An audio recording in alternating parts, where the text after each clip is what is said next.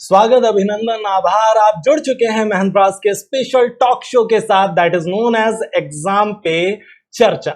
आज का हमारा सब्जेक्ट रहने वाला है कैसे करें प्री के साथ मेंस लेवल की तैयारी, और स्पेशली हमारा मेन फोकस एरिया होने वाला है इंग्लिश का, कि आखिर हम इंग्लिश को कैसे तैयार करें प्री के साथ मेंस लेवल पे। आज के लिए हमारे साथ हमारे एक्सपर्ट जुड़ चुके हैं। अनुज सर, सबसे पहले आपका बहुत बहुत स्वागत है सर आज के सेशन में। Thank you Nitin sir. चल, तो आज क्वेश्चन का दौर बिल्कुल शुरू होने वाला है। अनुज सर ने आज तक लाखों एस्पिरेंट्स को गाइड किया है इंग्लिश के लिए, और लाखों एस्पिरेंट्स को अपनी सक्सेस तक पहुंचाने का काम किया है।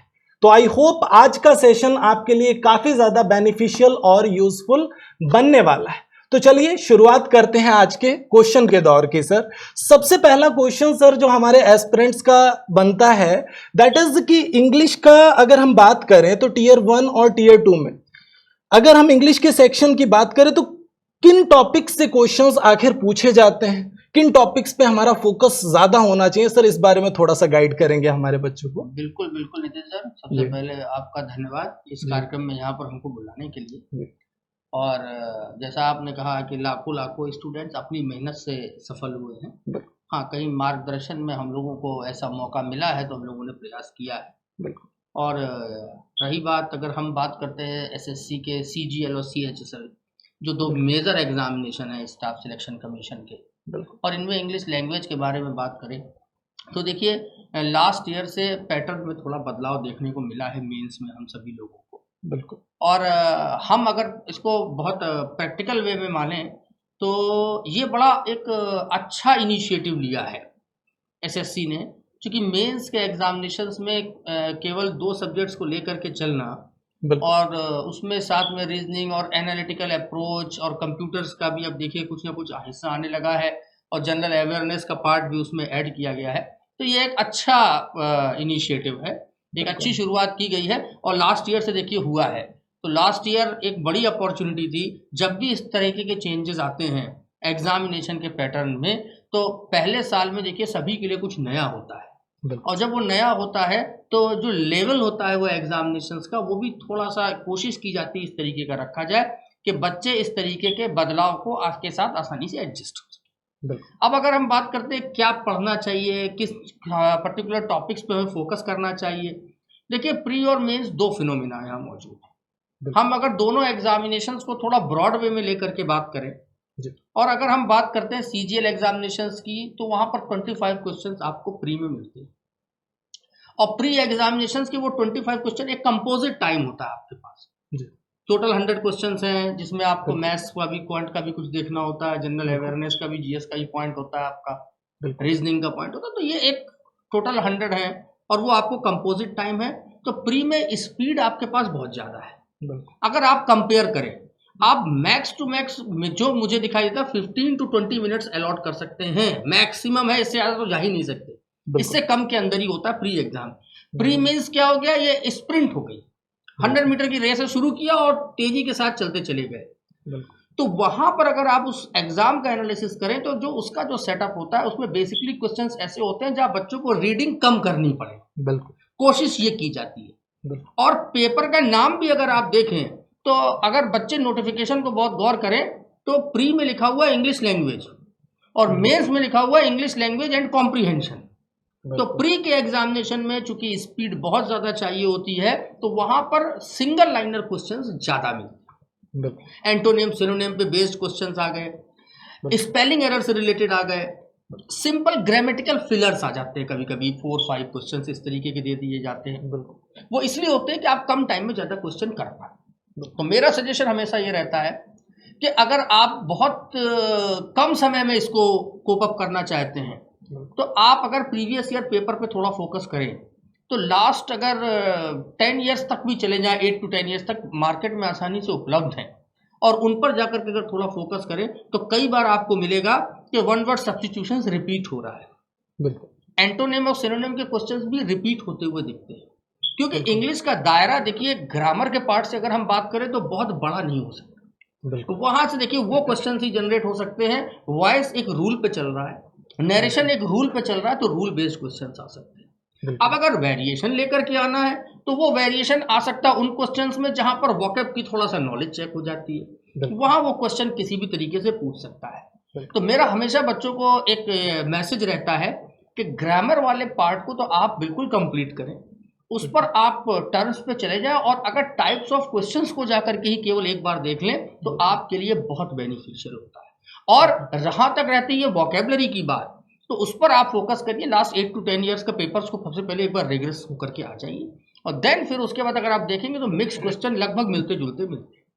अब अगर हम आते हैं मेंस की तरफ थोड़ा सा, तो मेंस में देखिए सीजीएल और सीएचएसएल में नंबर ऑफ क्वेश्चन में थोड़ा सा डिफरेंस है। बिल्कुल। सीजीएल में 45 मिलते हैं और यहाँ हमारे पास 40 क्वेश्चंस होते हैं। बिल्कुल। लेकिन कंपोजिट टाइम जो है उस पर्टिकुलर सेक्शन का जो है उसमें मिलते 60 मिनट है और उसके साथ में जो सब्जेक्ट है वो जनरल अवेयरनेस का आ जाता है। बिल्कुल। यहाँ पर आपको नंबर ऑफ क्वेश्चंस जो तो आप मेरा जो अपना सजेशन होता है बच्चों को, चूंकि नया पैटर्न था, लास्ट ईयर भी हम लोगों ने बच्चों को ये समझाने का प्रयास किया, जनरल अवेयरनेस को मैक्स टू मैक्स 15 मिनट्स दीजिए।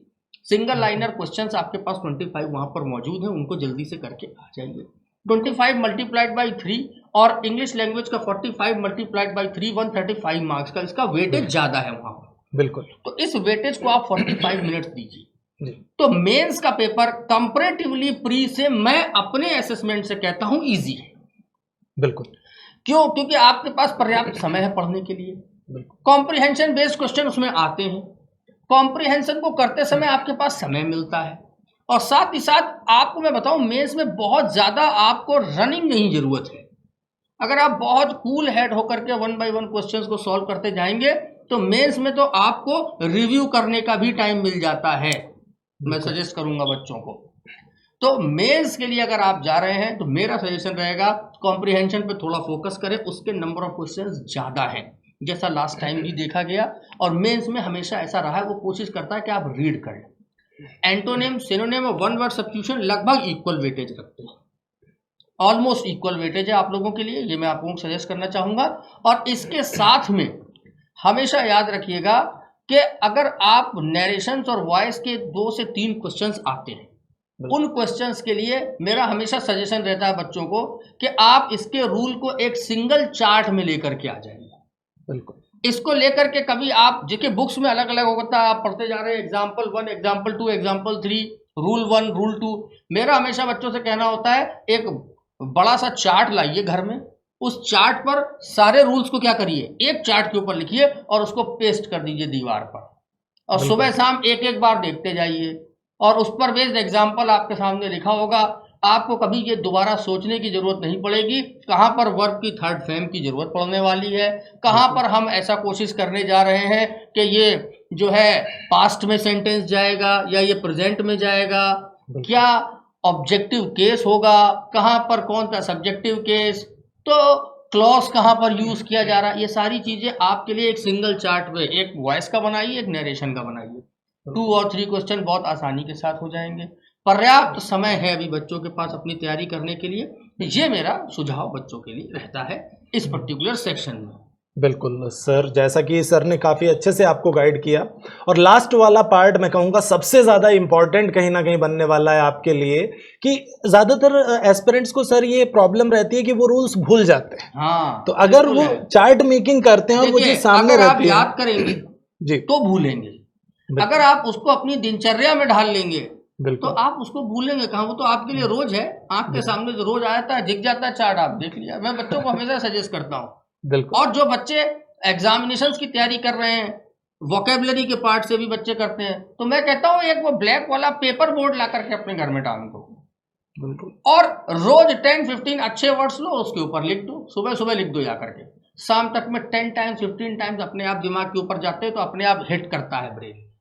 बिल्कुल। 1 वर्ड सब्स्टिट्यूशन एक दिन उठा के लिख दो 10-15, फिर दूसरे दिन लिख दो, तो ये क्या है ना, ये रेगुलर एक ऐसा फिनोमेना क्रिएट होता है कि आप कभी सीख नहीं रहे हैं, आप उसको अपने हैबिट पैटर्न पे ला रहे हैं, तो आसानी के साथ एम्बाइब हो जाता है, आपको जरूरत नहीं पड़ती कभी बहुत परेशान होने की। ऐसा मेरा सुझाव रहता है। बाकी बच्चे आजकल तो उनके पास बहुत से साधन उपलब्ध हैं सब, और इंटरनेट पे और एक फिंगर पे टेक करिए, और इतने गैजेट्स और गिज़मोज हैं कि सब कुछ उपलब्ध है। बिल्कुल सर।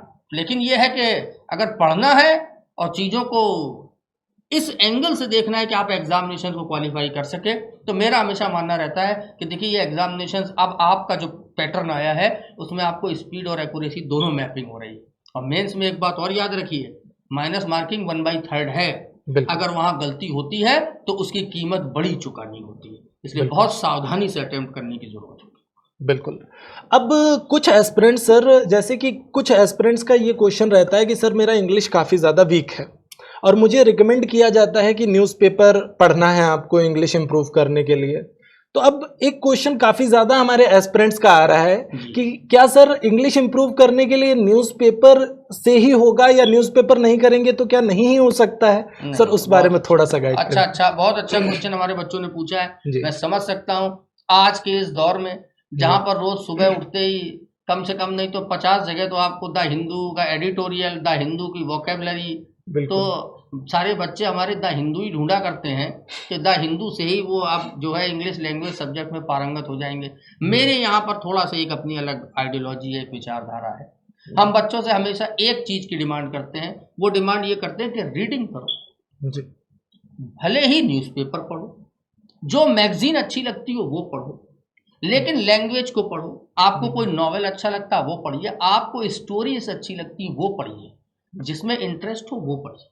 न्यूज़पेपर में जहां इंटरेस्ट हो वो पढ़िए, स्पोर्ट्स में इंटरेस्ट हो वो पढ़िए, क्योंकि शुरुआती दौर में सीधे आप जब एडिटोरियल से स्टार्ट करते हैं तो एक इतना बड़ा भारी भरकम 100 किलो का वजन होता है कि वहां से आधे बच्चे तो बैक आ जाते हैं कि मेरा तो कुछ होने वाला नहीं। बिल्कुल सही। और रीडिंग करने के पीछे अपने इंटरेस्ट की चीज जब पढ़ते हैं शुरुआती दौर में तो मुश्किल काम होता है शुरुआत में। वही बुक हिंदी की रखी होती है, आपकी लोकल लैंग्वेज की और इंग्लिश लैंग्वेज का होगा तो बहुत डिफिकल्ट होता है पिक करना। हाथ बाय डिफॉल्ट वही मैग्नेटिक फील्ड क्रिएट होती है और हाथ कहाँ जाता है, हिंदी वाले की तरफ। अरे यार आसानी से समझ में आ जाएगा। बिल्कुल, ये थोड़ा सा आपको काबू रखना होगा। लेकिन इंटरेस्ट की चीज पढ़ोगे तो पढ़ लोगे। रीडिंग को थोड़ा इसलिए स्ट्रॉन्ग करना है क्योंकि आपको एग्जामिनेशन में पढ़ने की जरूरत होती है, तेजी से पढ़ने की जरूरत है। अगर रीडिंग तेज नहीं होगी और रीडिंग के साथ अंडरस्टैंडिंग तेज नहीं होगी तो क्वेश्चन को सॉल्व करने में टाइम लगता है। बिल्कुल, इसलिए मेरा सजेशन रहता है। दूसरा, आप जब पढ़ते हैं किसी भी आर्टिकल को, कोई स्टोरी को, किसी नॉवेल को, किसी इंफॉर्मेशन बुलेटिन को, तो मेरा हमेशा रहा है ये मानना कि कुछ ना कुछ ऐसे टर्म्स और टर्मिनोलॉजी आप फेस करते हैं, आपके सामने आते हैं जो आपने पहले कहीं पढ़े नहीं। ये क्या करते हैं, ये आपको रिच करते हैं टर्मिनोलॉजी के पॉइंट से, वोकेबलरी के पॉइंट से, क्योंकि आपकी आंखों के सामने गुजरते हैं। मैं तो कह रहा था अभी आपसे कि बोर्ड एक लिख दीजिए, आप उस बोर्ड में उठा करके वही लिख दिया करिए न्यूज़पेपर का या बुक का रोज। ये मैंने न्यू आज कुछ सीखा। तो जब आप ये स्टेप बाय स्टेप करते हुए जाएंगे 1 मंथ 2 मंथ 3 मंथ 4 मंथ, तो आपको इंटरेस्ट भी क्रिएट होगा, आपके पास एक अच्छा ट्रेजर आएगा गुड वर्ड्स का, और ऐसे वर्ड्स का जो कंटेम्प्रेरी वर्ड हैं, जो आज की लैंग्वेज में इस्तेमाल किए जा रहे हैं। और वही क्वेश्चंस कहाँ आते हैं, आपके एग्जाम में भी आते हैं। अगर आप देखें तो कुछ मिलता जुलता उन्हीं से पूछा जाता है जो ट्रेंड में होता है।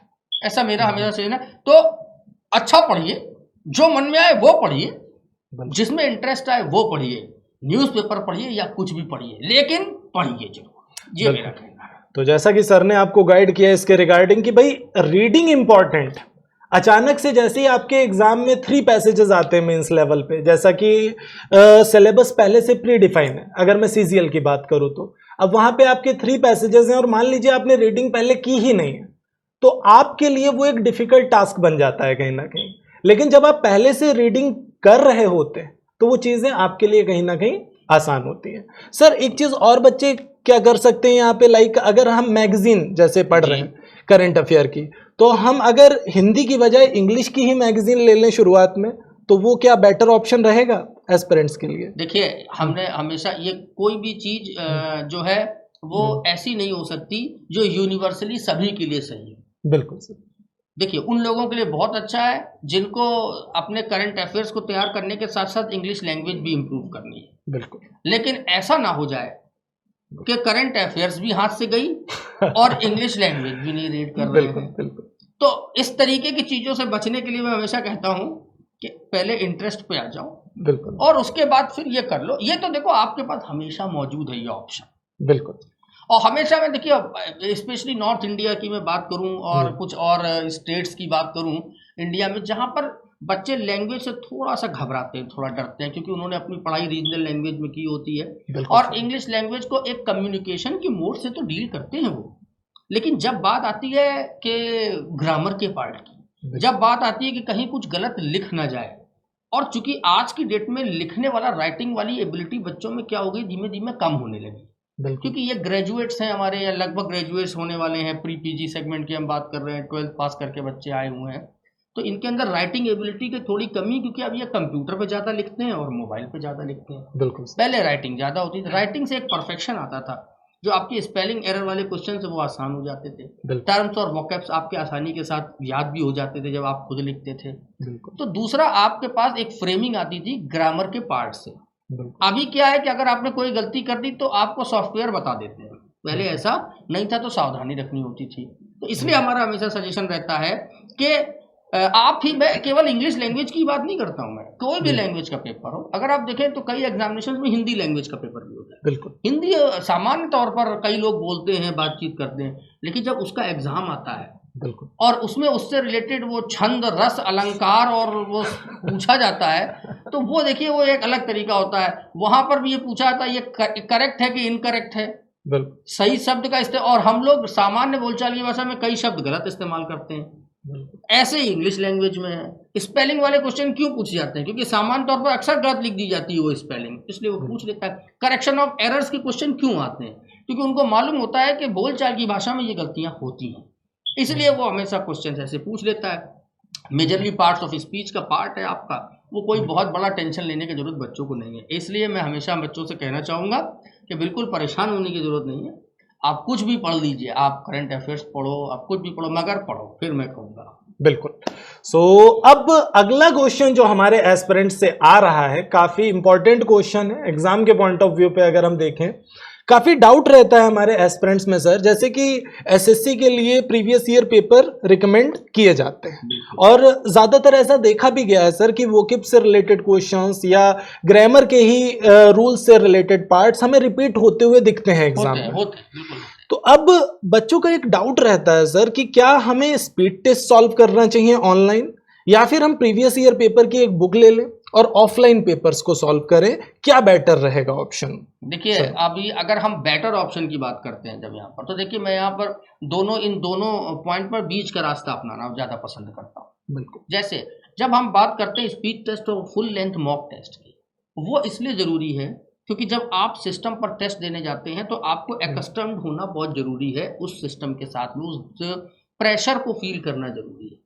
इसलिए मैं बच्चों को हमेशा सजेशन करता हूं, अपने सेशंस में जाता हूं कि आप सुपर स्पीड टेस्ट और प्रिपरेटरी एग्जाम मत एक भी छोड़िए, ड्रॉप करिए। जो भी महिंद्रास के 175 सेंटर्स में ये एग्जामिनेशंस होते हैं, ये आपको उस रियल एग्जामिनेशंस की फील को क्या कर देते हैं, टच करा देते हैं, जो आप बियर करने जा रहे हैं आगे आने वाले एग्जाम में। तो स्पीड टेस्ट, मॉक टेस्ट तो कंपलसरी है, और सुपर स्पीड टेस्ट ज्वाइन कर लेंगे तो आप 10, 15 और 20 टेस्ट देने के बाद बिल्कुल क्या हो जाते हैं, रिलैक्स हो जाते हैं।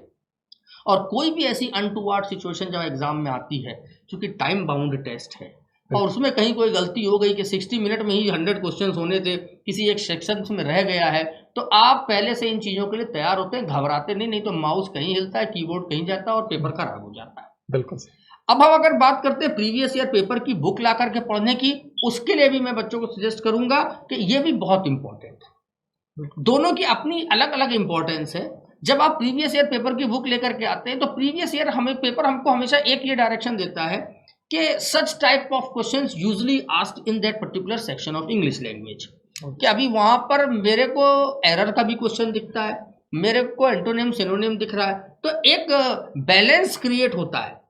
और बच्चों के अंदर मैंने देखा कि नोटिफिकेशन में बच्चे अपने मतलब की चीज पढ़ते हैं, वो वहां जाकर के नहीं, कम बच्चे होंगे जो ये जाकर के देखते होंगे कि क्या बैलेंसिंग है नेटवर्क में, कैसे कैसे कॉम्प्रिहेंशन, कितने क्वेश्चन देने की कोशिश कर रहा है। बहुत डीप में वो एनालिसिस उसका नहीं करते, और मैं कहता भी हूँ चलिए ठीक है, नहीं करते, कोई जरूरी नहीं है।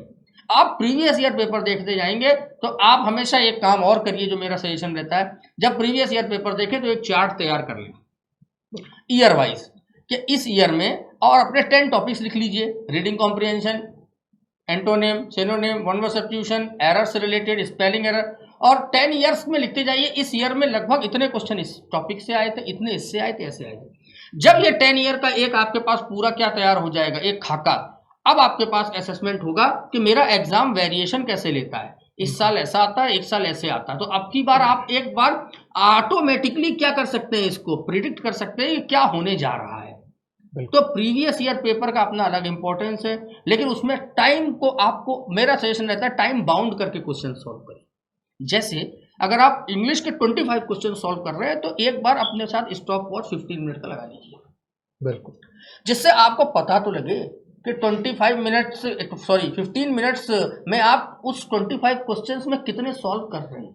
बिल्कुल, आपके पास कट ऑफ अवेलेबल है, आप क्या उस जगह तक पहुंच रहे हैं।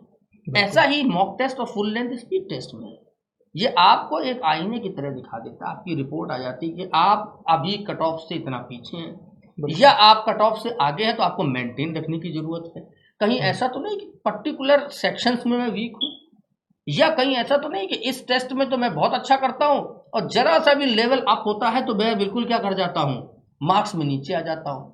क्योंकि एग्जामिनेशन हॉल के अंदर जो पता नहीं कौन सा क्वेश्चन कितना टफ आए, और इस साल थोड़ा सा वेरिएशन डालने का प्रयास होगा। जैसा हम लोगों का अपना प्रेडिक्शन है, मेरा अनुमान है, हमारी टीम का जो रिसर्च एंड डेवलपमेंट है वो ये कहती है कि last year first time mains में चेंजेस था, इस साल सेकंड टाइम है, तो हो सकता है उतना इजी ना मिले, इसलिए अपने आप को उसके लिए तैयार रखें।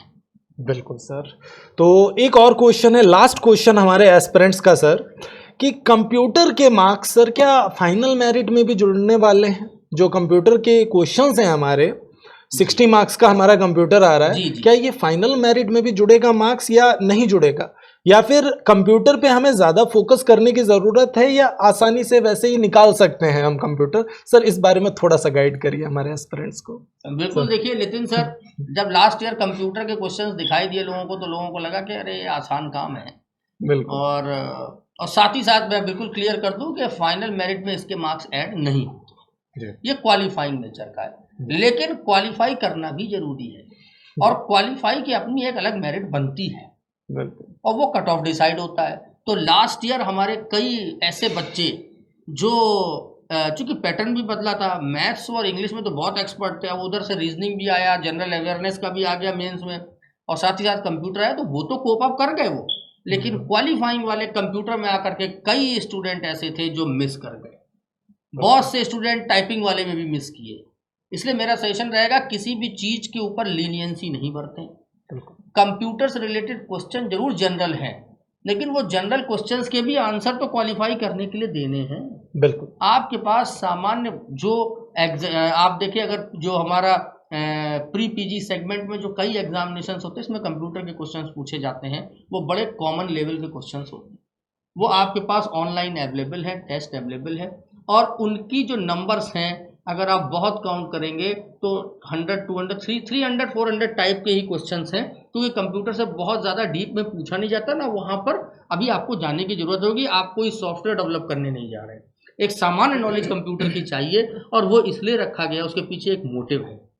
क्या है कि भाई अब जो नई जनरेशन है, जब ये ऑफिसेज में जा रही है तो वहाँ पर वो कंप्यूटर पे ही काम करेगी, तो एटलीस्ट उसको कीबोर्ड, माउस और सिस्टम क्या होता है, सीपीयू किसे कहते हैं, मॉनिटर किसे कहते हैं, कौन सा HDMI केबल होता है, किससे रिलेटेड क्या क्वेश्चन, तो ये ऐसे छोटे मोटे क्वेश्चंस उसके अंदर पूछ लिए जाते हैं।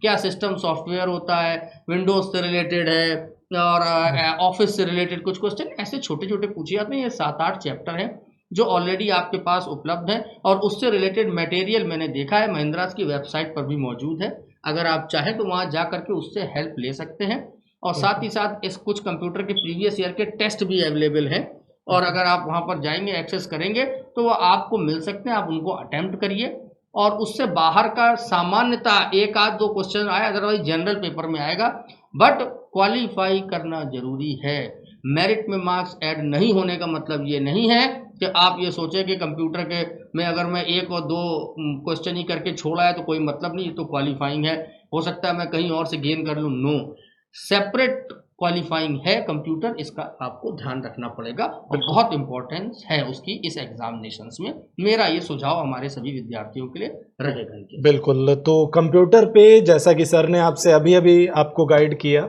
कि कंप्यूटर के मार्क्स फाइनल मेरिट में आपके नहीं जुड़ रहे हैं, लेकिन अगर आपके मार्क्स काफ़ी ज़्यादा भी हैं अदर सब्जेक्ट्स में, जितने भी आपके इंग्लिश हो गया, मैथमेटिक्स, रीजनिंग और जीए का सेक्शन, लेकिन इधर आप अगर क्वालिफाई नहीं कर पाए, उधर के अगर आप टॉपर भी हैं तब भी आप डिस्क्वालीफाई ही माने जाएंगे।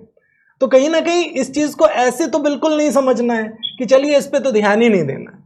हाँ, आपको मटेरियल काफी ज्यादा अच्छे से मिल जाएगा। एक बार देख लीजिए क्वेश्चंस को कि कंप्यूटर से रिलेटेड बेसिक क्वेश्चंस क्या होते हैं, एमएस वर्ड वगैरह का आपको अगर ठीक ठाक नॉलेज है, एमएस वर्ड, एमएस ऑफिस का अगर आपको पूरा नॉलेज है ठीक ठाक, तो आप आसानी से कंप्यूटर का सेक्शन क्वालिफाई कर पाएंगे। I hope so. अब एक बार वो टाइम आ गया है जब हम देख लेते हैं सर कि प्रीवियस ईयर में प्री और मेंस लेवल पे इंग्लिश के सेक्शन में किन सेक्शन से क्वेश्चंस बने। बहुत बढ़िया। बिल्कुल, उस सेक्शन पे थोड़ा सा हम एस्पिरेंट्स को अपने गाइड कर देते हैं। सर एक बार थोड़ा सा गाइड कर बिल्कुल। अगर हम देखें, देखिए स्क्रीन पर आप लोग देख रहे हैं, तो ये 2022 एसएससी सीजीएल मेंस का आपको देखिए नंबर ऑफ क्वेश्चंस दिखाई दे रहे हैं, किस टॉपिक से कहां से न आए हैं। अगर आप देखें तो रीडिंग कॉम्प्रिहेंशन से 12, अब आप देखिए आउट ऑफ 45 12, तो अगर आप 12 को यहाँ बहुत गौर से देखें तो ऑलमोस्ट 28 to 30% का वेटेज कॉम्प्रिहेंशन ले रहा है। जैसा मैंने पहले भी कहा कि मेंस में अगर आप नोटिफिकेशन में जाके देखेंगे तो उसका नाम ही है इंग्लिश लैंग्वेज एंड कॉम्प्रिहेंशन, इसलिए यहाँ पर उसने कॉम्प्रिहेंशन को क्या दिया, वेटेज। वहीं अगर आप देखें प्री का एक 2021 का दिया गया, उसमें नंबर ऑफ क्वेश्चन 0 है, वहां पर इंग्लिश लैंग्वेज है। बहुत ध्यान से इस बात को आप देखिएगा नोटिफिकेशन में। और सीएचएसएल में अगर चले जाएं तो वहां प्री में लिखा हुआ है इंग्लिश लैंग्वेज बेसिक नॉलेज, तो वहां पर अगर आप क्वेश्चन देखें तो बहुत जनरल बेसिक नॉलेज ग्रामर के क्वेश्चन पूछे जाते हैं, उससे बहुत ज्यादा और कुछ हल्का फुल्का टर्मिनोलॉजी आती है। अब अगर आप देखें तो मिस स्पेल्ड 2 क्वेश्चन है और रीअरेंजमेंट एक अच्छा वेटेज लेता है 5, ये रीडिंग बेस्ड है। आप अगर रीअरेंजमेंट के क्वेश्चन जब तक अच्छी रीडिंग नहीं करेंगे तब तक आपको कनेक्ट करने में हमेशा दिक्कत होगी, क्योंकि आपको ये नहीं पता रहेगा कि हम मुझको जो है कहां पर कंजंक्शन के साथ कनेक्ट करना है, कहां पर मैं प्रोनाउन के साथ कनेक्ट करके ले जा सकता हूं, मेरा सब्जेक्ट क्या था उसकी जगह क्या यूज किया गया। तो एक अच्छा कनेक्शन और तेजी के साथ करने के लिए रीडिंग यहाँ पर बहुत इंपॉर्टेंट। क्लोज टेस्ट देखिए 4 क्वेश्चन, एक छोटा सा पैसेज पैराग्राफ होगा, लेकिन फिर आपको पढ़ने की जरूरत पड़ेगी। फिल इन द ब्लैंक्स भी रीडिंग के ऊपर बेस्ड होता है। अगर आप देखें एरर डिटेक्शन के 2 क्वेश्चन, वॉइस और नरेशन 3-3, तो अगर आप वो चार्ट घर में लेंगे तो 6 के अराउंड क्वेश्चंस तो यहाँ से कर ले रहे हैं। रीडिंग कॉम्प्रिहेंशन में मैं कहता हूँ 12 में आप 7 और 8 भी कर ले जाइए। बाद बाकी वोकैब का पार्ट ऐसा है, ये क्वेश्चन आता है तो ठीक है, अदरवाइज अगर कहीं वोकेबलरी में देखिए चांस ज्यादा लेने की जरूरत नहीं होगी। 100% कॉन्फिडेंस हो, एलिमिनेशन मेथड 100% लग रहा हो तो यूज कर लीजिए। अगर आपको टर्म की नॉलेज है, आपको पता है इस वोकैब का मीनिंग क्या होता है और एंटोनियम सिनोनिम में ऑप्शन आपको पता है तो जाइए, क्योंकि आपके पास इस पेपर में माइनस मार्किंग का चूंकि वेटेज ज्यादा है, इसलिए पाने के लिए बहुत कुछ और भी है। Phrase replacement, one word substitution है, ऑप्शन के साथ वन वर्ड सब्स्टिट्यूशन। कई बच्चों से मैं डिस्कशन करता हूँ, कहता हूँ ऑप्शन नहीं दूंगा तो उनकी एफिशिएंसी वन वर्ड सब्स्टिट्यूशन में 50% रह जाती है, ऑप्शन देते ही 90% एफिशिएंसी पहुंच जाती है आंसर देने के लिए कि सर पढ़ा तो है, बस ऑप्शन मिल जाए मैं अभी टिक कर दूंगा। बिल्कुल। तो अगर आप देखें तो आपके पास अराउंड 8 मार्क्स यहां से ले सकते हैं आरसी से। मिस स्पेल्ड एंड इनएप्रोप्रिएट ये 100% करेक्ट करके आना होगा 10 के अराउंड। ये रीअरेंजमेंट में गलती गुंजाइश नहीं होनी चाहिए 15। फिल इन द ब्लैंक्स में अराउंड 2, एरर डिटेक्शन में मानता हूँ 1 और 2, वॉइस नरेशन में 4। तो ये आप अगर 45 के बाद आते हैं तो मेंस एग्जाम में आसानी के साथ अराउंड 34-35 क्वेश्चंस बहुत इजी कर रहे हैं। आपको वोकैब कुछ नहीं आता है तो भी मेरे को प्रॉब्लम नहीं है, इडियम फ्रेज में 1-2 गलत हो जाते हैं वहां भी मेरे को मार्जिन है। रीडिंग कॉम्प्रिहेंशन में वैसे इजी होता है, लेकिन अगर आपका टाइम कम बचा है, आप में छूट गया है, तो पेपर को क्वालिफाई करने के लिए, अच्छे मार्क्स लाने के लिए यहाँ पर बहुत गुंजाइश मौजूद है, इसलिए परेशान नहीं होइए। बस सुपर स्पीड टेस्ट दीजिए, कोशिश करिए लैब में बेस्ट कर दें जहां शोर शराबा नहीं हो, एक्चुअल एग्जाम का प्रेशर अपने ऊपर लेकर के आइए, इससे आपको ये पता लगेगा कि मैं इस सर्टेन टाइम पर इसको कर पा रहा हूं या नहीं कर पा रहा हूं। बिल्कुल चिंता करने की जरूरत नहीं है। क्वालिफाई करने वाले बच्चे, फाइनल सिलेक्शन लेने वाले स्टूडेंट्स जब पहले दिन मिलने आते हैं, मैं बता दूं सब बिल्कुल एक जैसे होते हैं। आपको लगता है मैं तैयारी अभी तो शुरू ही करने जा रहा हूं, फर्स्ट टाइम में क्वालिफाई करने वालों की संख्या बहुत ज्यादा है, पैटर्न अब बदल गया है।